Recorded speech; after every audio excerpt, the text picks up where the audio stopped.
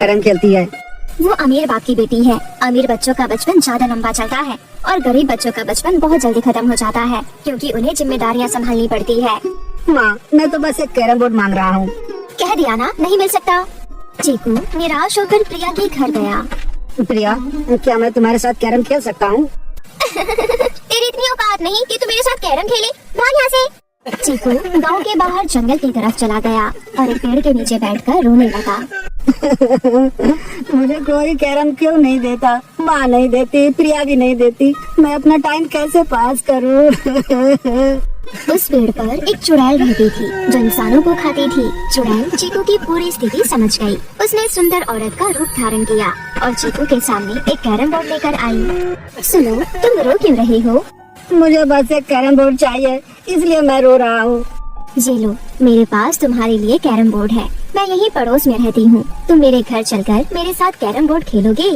चीकू ने तुरंत खेलने के लिए हाँ कर दिया। चुड़ैल चीकू को एक झोपड़ी में ले गई। तुम जहाँ बैठो और गोटियाँ सजाओ, मैं अभी आती हूँ। चुड़ैल चीकू को झोपड़ी में छोड़कर बाहर आ जाती है और अपने चुड़ैल रूप में आकर हंसने लगती है। ये तो बहुत आसानी से मेरे जाल में फंस गया। इसे मैं अभी कच्चा खा सकती हूँ, लेकिन मैं अभी ऐसा नहीं करूँगी। इसके द्वारा और इंसानों को यहाँ बुलाऊंगी और फिर दावत करूँगी। चुड़ैल औरत के रूप में आकर चीकू के पास आ जाती है और कहती है, तुम इस कैरम को अपने घर ले जा सकते हो और अपने दोस्तों के साथ खेल सकते हो, लेकिन एक बात का विशेष ध्यान रखना, ये कैरम टूटना नहीं चाहिए। आप चिंता ना करें, मैं इस पर खरोच भी नहीं आने दूंगा। चुड़ैल ने कैरम में अपनी शक्तियाँ डाल दी थी।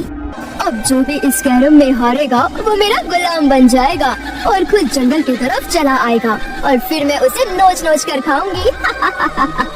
चीकू जब कैरम लेकर गांव पहुंचता है तो गांव के सारे बच्चे उसका कैरम देखते रह जाते हैं, क्योंकि उन लोगों ने इतना अच्छा कैरम कभी नहीं देखा था।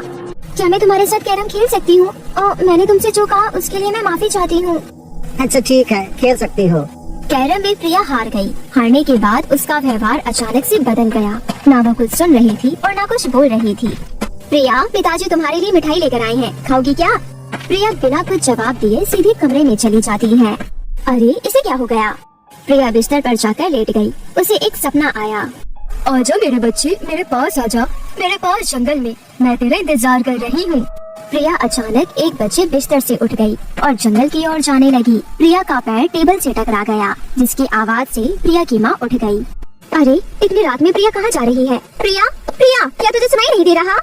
प्रिया की माँ प्रिया का हाथ पकड़कर उसे रोक लेती है। प्रिया ने गुस्से से अपनी माँ की तरफ देखा। उसकी आंखें लाल थी। उसने अपनी माँ को उठाकर पटक दिया, जिस कारण वो बेहोश हो गई और प्रिया चली गई।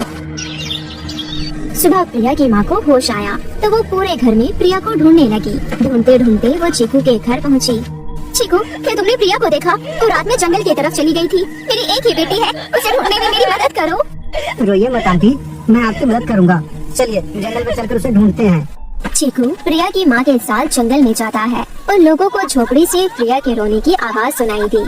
ये तो वही आंटी का झोपड़ी है जिन्होंने मुझे कैरम दिया था।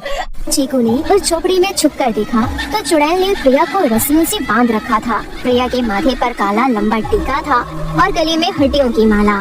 तू कैरम बोर्ड से प्राप्त हुई पहली शिकार है, इसलिए तुझे खाने से पहले तेरा थोड़ा सा मांस अपने देवता को चढ़ाऊंगी। उस कैरम को मैंने चीकू को